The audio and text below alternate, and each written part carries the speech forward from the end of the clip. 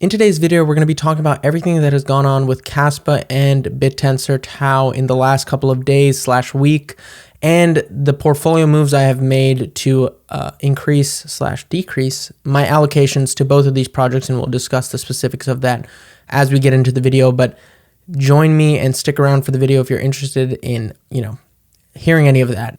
I want to discuss something that has been on the minds and kind of on the mind share of most of crypto Twitter, and that is this space. And I've discussed it in the last video, and it's not a popular thing to talk about, but where we are now, guys, the reality is what you should be doing with your portfolio, again, this is just my opinion, is investing in the guaranteed assets that are going to be around for the next 5 to 10 years. So that's Bitcoin, that's potentially Solana and Ethereum. And you can probably put a couple others in there, but really Bitcoin is the only one that you can say is definitely going to be here in the long run. Institutions are adopting it. BlackRock has basically become one of the owners of a large percentage of supply of Bitcoin. So I don't think it's going anywhere anytime soon. And the passive bid of the ETFs and just the institutionalization of Bitcoin is going to keep it around forever. So I think the main thing here is like minimizing the amount of risk you're taking by keeping the probability of your success high by just investing in the leading asset in the crypto space, which is Bitcoin, Ethereum, Solana. That is the way to go. Outside of that, my thesis here is that there's going to be a few other assets, obviously, and maybe a lot more, but I've become very skeptical of how many actually are going to be around long term, because I've been around long enough to know that a lot of this stuff comes up. It looks like the best thing ever. It looks like the future, and then dissipates into nothing. So there will be a few assets that I believe that are going to be around for the long term. And so where we are in the cycle now, and where we are, in my opinion, with the market is we actually have to, select assets very carefully. We have to be very selective. It's no longer simply just momentum driven, but fundamentals do matter. And I think we're seeing that. We've started to see that ever since Bitcoin started getting the ETF, that it trades more like the S&P. It's trading more like the assets that institutions are involved in, because like we said, there's a passive bid involved. So with that being said, I know in a couple of videos I was explaining that I was minimizing my Kaspa holdings, and I was minimizing, not necessarily, I never have sold any of my TAO, but minimizing Kaspa holdings to capture some of these shorter term moves. Now I'm going to explain to you what I have done since then, because if you were following me on the last video, you know that we took some profits on a lot of these kind of shorter term riskier plays. And all of those profits have flown back into Kaspa and bittensor. Now, the first thing I want to say about Kaspa is essentially, to me, it looks and it seems similar to that of Bitcoin in the way that it has come about. The technology and the people behind the project make me feel as though that this has the potential to be around for a very long time. It's also proof of work, and specifically if you're in the crypto space, proof of work is the consensus mechanism that Bitcoin is built on. It is the only proven consensus model. Okay, proof of stake for Solana as well and Ethereum, but proof of work is one of the oldest and most proven consensus mechanisms, and one that institutions are willing to buy into for blockchain models. So that's what Bitcoin runs on. Kaspa runs on that, and it also runs at a much more efficient pace. And we've been talking about this DAG, direct acyclic graphs, which is essentially a different kind of blockchain topography. I'm not going to get into it too much, but essentially we've been talking about this for years. There's several projects that have implemented this, Constellation DAG being one of them, Taraxa being another one. But the point is, it appears as though with Kaspa that we finally have a product market fit in terms of a second coming, or similar to Bitcoin kind of investment, where this could be like the silver to Bitcoin's gold. Obviously, there's been a million projects that have come around and said they're in the next Bitcoin. So you have to understand that, again, on a probability standpoint, are you better just investing in Bitcoin and taking it the safe route than trying to capture the move on a different coin that could potentially not work out? Yes. But I think so far from what I've seen with Kaspa, there's a lot to be excited about. Again, it's a fair launch project. It's basically community run. And so that does have its disadvantages, but I think, guys, I'm going to just show you this. I'm such a Kaspa fan that I literally have, and I've had one of my friends make me a Kaspa lamp. So I'm just going to put that right there for now. So yeah, I'm not a Kaspa maxi, obviously, but I'm a big Kaspa fan. And I think it's doing all of the right things in order to be here sustainably and long term. And so what I'm going to tell you is, and let's look at the chart as well for Kaspa, because I think it's important here to understand and kind of tell the story.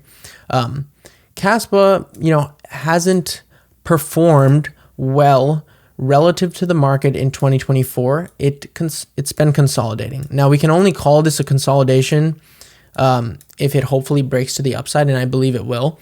But basically, if you did get into Kaspa around anytime in 2024, you probably haven't done very well in the sense that there's other things that have gone 5, 10x, etc. But what I will tell you is, with Kaspa, I think that this one has consolidated in a way where it makes me a lot more confident holding this than a lot of these other projects that have already gone down 60, 70% as soon as the market shifts. And this is one thing I'll show you, is right now Kaspa really is only down about, let's say, 36% from its all-time high. And I think it still has great potential.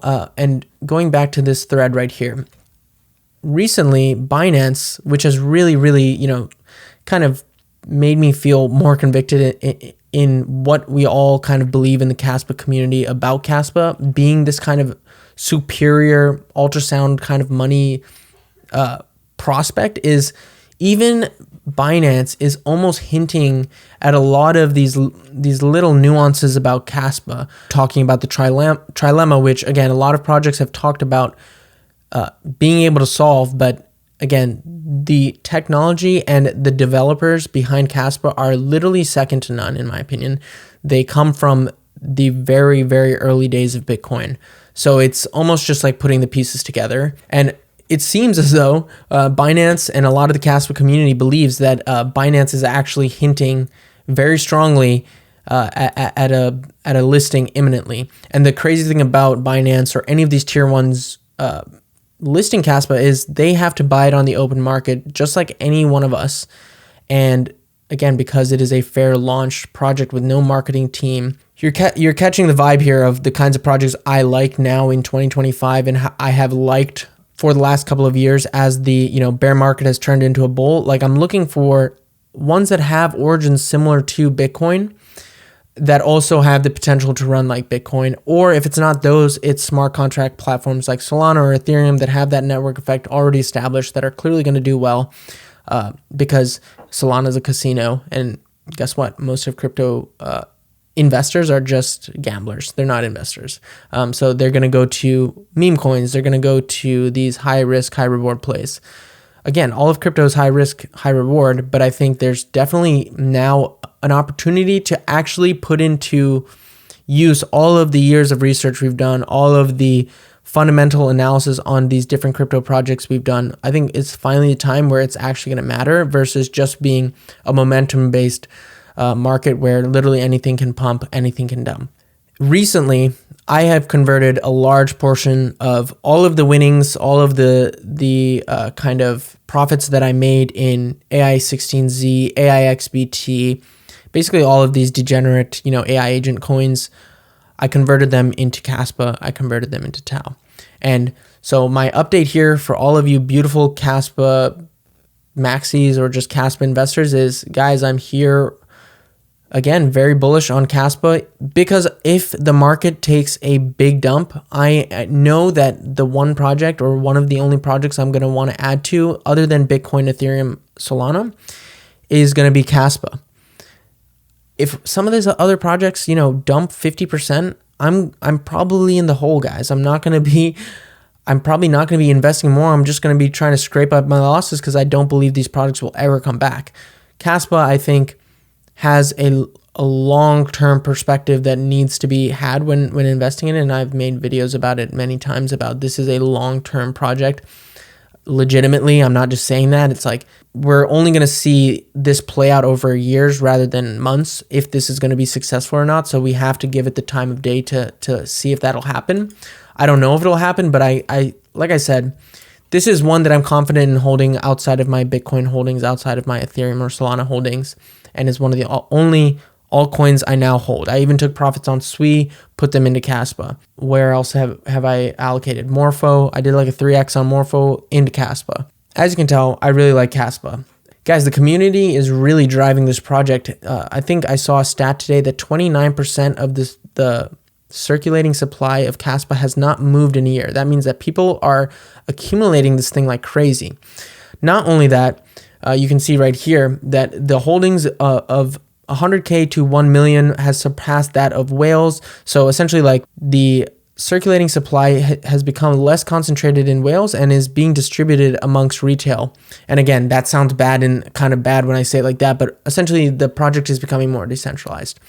Assets are moving and being eaten up and kind of accumulated by smaller entities, people, and that's a good sign, guys. It's adoption happening in real time. So if I was to describe Kaspa, and I think this is a good way to describe it, is if everyone is kind of the hare. So if you know the hare and the tortoise, that story and the analogy, everyone's trying to catch the hare. Everyone wants to be involved with the hare, invested in the hare, because it's fast, it's sexy, it's moving, quickly. I can't believe I just called a hare sexy. That's weird. You get what I'm saying. The shiny new thing that's moving at lightning speed. I would describe Kaspa as potentially the tortoise. It's not going to move as fast as these other projects at this point, but I think it has potential to be around for a very long time. We're going to take this ride with Kaspa. We're going to see where it goes. And hopefully we're, right about our thesis behind it. So that's all I got to say about Kaspa right now. I have really, shoved a lot of profits, a lot of, my capital in there that has been sloshing around in random degenerate things. And yeah, guys, I'm happy to be where I'm at with my Kaspa bags. They're the biggest they've ever been. So now let's talk about Tau, because Tau, and I have to brag, guys, because in my time in crypto, Tau was one of those things that when I wasn't secure or confident in investing in anything else, Tau was one of them that in the midst of a bear market came out and was one that I was just blown away by. And so this is, a tweet from March of 2023, basically one of the first tweets I made. And since then, the fundamentals of Tau have only grown much greater. Grayscale Barry is now shilling this thing as if it is the future of AI. Bittensor Tau is going to eat the world of AI. This is Barry Silbert, basically the director of Grayscale. If you don't know Grayscale, it's an investment firm, crypto related.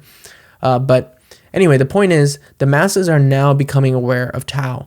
And we've been talking about Tau for several years. We think it's going to continue to develop. I think we are on the precipice of everyone waking up to the actual potential of Tau because of DTAU. Now, essentially, DTAU is the economy that is going to be created for the subnets that will allow for tokens to be generated and created for each of the subnets within the bittensor ecosystem. And I know if you're not really following bittensor too closely, that means absolutely nothing. But essentially, if you invested or are aware of the Virtuals protocol, so how they have tokens associated with each of the agents that are within the ecosystem, it's similar to that. But the thing about bittensor is it's not just doing AI agents. Bittensor is literally doing all sorts of different AI, very specific tasks to very broad-reaching tasks, and it's essentially trying to be the incentive mechanism that drives AI development in a decentralized manner, of course. And so the implementation of DTAU is coming out in February, and of course, with that kind of speculation and the hype that could potentially generate, obviously, I think it's going to be good for the price of Tau, but not only that, I think it's going to be a great awakening for everyone who's been sleeping on Tau, because again, Tau is not that sexy project that everyone is rushing into that thinks that it's going to be the next 5 to 10x. A lot of the criticism I hear about Tau is that as an investment, it's not going to give me a 10, 20, 50x. I'm like, guys, we have to be patient in this market. And that's like key. So with Bitcoin, it's a perfect example. With Ethereum, with Solana, it's like you had to be patient with those investments. And if you're not patient, if you're not realizing that this is not a get-rich-quick scheme, you're never going to make it, in my opinion. You might get lucky, but we've talked about this. The probability of you being successful is very low. So that being said, I have shoved so much of my portfolio into Tau in the last couple of days. I've been tweeting about it, and we've nonstop been talking about Tau as just a project that it seems like everyone's overlooking. But this one also is a proof of work with the same tokenomics as Bitcoin. So it's literally almost mimicking Bitcoin. But again, like I said, where Bitcoin is to kind of decentralize money or decentralized finance, bittensor is to decentralize artificial intelligence development. So I think it's incredible. Of course, it's a huge undertaking, and we talked about it in, I think, the first video I made about Tau. I talked about this, how the vision and the mission of this project is so big that we can't get caught up in, believing that this is actually going to happen until we start seeing, real adoption and development of the protocol and the API, etc. But I think we're getting there, guys, and it's kind of crazy because we're in 2025 now, and it's actually moving at a pace where I'm shocked at how quickly it's coming about. But like I said, outside of Bitcoin, outside of ETH, Solana, the majors, the boring ones that people think aren't worth investing in, Kaspa and Tau, those are the only ones I really have super confidence in. There's of course plenty of projects that are going to do well, but yeah, that's where most of my portfolio sits, and I'm going to ride this out, and I'm going to see what happens with it. And yeah, I don't know what else to say really, but I'm very bullish on these. And again, it goes back to this: if the market nukes 50% from here, if Bitcoin starts crashing and everything just gets destroyed, because the altcoins will get destroyed, I will be confident in continuing to DCA Kaspa and Tau, and that's why I'm okay holding them right now. And I can't say that for like 90% of the market, and that's why, like I said, understand that there's short-term flips and basically gambling that you can do in this market, and then there's also bets that you can make over several years. Bittensor Tau is it's a play, it's a bet that I've made over several years now. Kaspa, I've been invested in for more than a year, 18 months at this point. So even though they haven't performed as well as some of these hot and shiny things, I have conviction in them, so I'm going to hold. Not saying you should do the same, because who on earth knows what is going to happen in the long run? Nobody does, but I'm a big believer in these. I'm going to continue to make content regarding them. I can't believe I've spoken for 20 minutes about Kaspa and Tau, and hopefully you got some value out of this. Guys, please make sure you like this video, subscribe if you enjoy the content. We're documenting everything we do for 2025. To all the people who are willing to chat and leave nice comments, I appreciate you. You obviously know that I respond to every single one. All right, I'm done talking. I appreciate the hell out of you guys. I'll catch you in the next one.